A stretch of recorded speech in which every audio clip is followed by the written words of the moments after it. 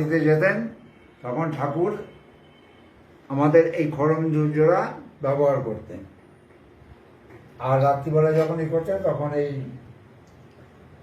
আমাদের ঠাকুরের চটি, এই চটি ঠাকুর ব্যবহার করতেন, এই চটি ঠাকুর ব্যবহার করতেন। এটা আমরা বাংলাদেশ থেকে যখন এখানে দেশ ভাগ হয়ে গেল, আমরা যখন আসলাম তখন এইগুলো সঙ্গে নিয়ে এসেছি, ঠাকুরের এই জিনিসগুলো। আর আমাদের বাংলাদেশের পাকিস্তানের তো ঠাকুরের আলাদা ঘর ছিলেন, আলাদা ঘরের মধ্যে ঠাকুরের খাট ছিল, আর এই ফটোটা ছিল ঠাকুরের বিয়ে। এই ফটোটা কি আমরা একটু দেখতে পারি ঠাকুরের? আর আমরা ঠাকুরের অবাধ্য সন্তান, সবসময় ঠাকুরকে বিরক্ত করি। জয় গুরু, জয় শ্রী ঠাকুর মহারাজ কি, জয় শ্রী গুরু মহারাজ কি, শ্রীমৎ স্বামী নিগমানন্দ সরস্বতী পরমহংস দেব কি, শ্রীমৎ স্বামী নিগমানন্দ সরস্বতী পরমহংস দেব কি, জয় গুরু মহানাম কি, জয় গুরু মহামন্ত্র কি, জয় গুরু, জয় গুরু। এই বিগ্রহটা সম্বন্ধে একটু বলেন, এই বিগ্রহ কতদিনের বা এই ঠাকুর মহারাজ এই বিগ্রহ? ঠাকুর যখন গেছেন তখন, এখন ধরো হ্যাঁ তা 100 বছর হয়ে গেছে।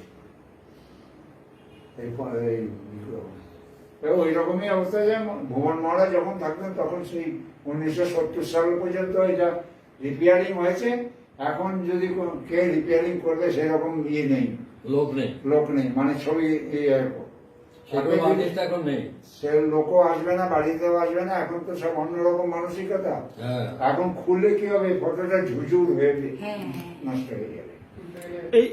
এই ফটোটা কি হাতে আঁকা? হ্যাঁ, হাতে। এটা থেকে আমরা এটা তুলেছি,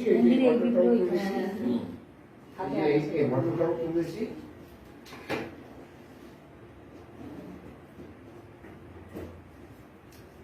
এখন তো কিছু করার নেই, আমি চলে যাই তারপরে।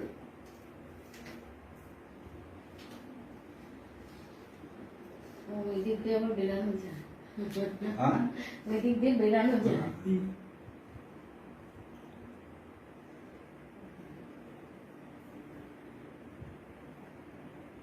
ঠিক আছে,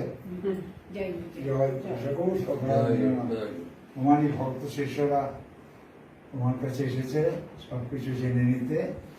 আমি যতটুকু জানি ততটুকু আমি বলছি। এই ছবিটা কিন্তু যে এঁকেছে খুব সুন্দর এঁকেছে, অরিজিনাল মুখ।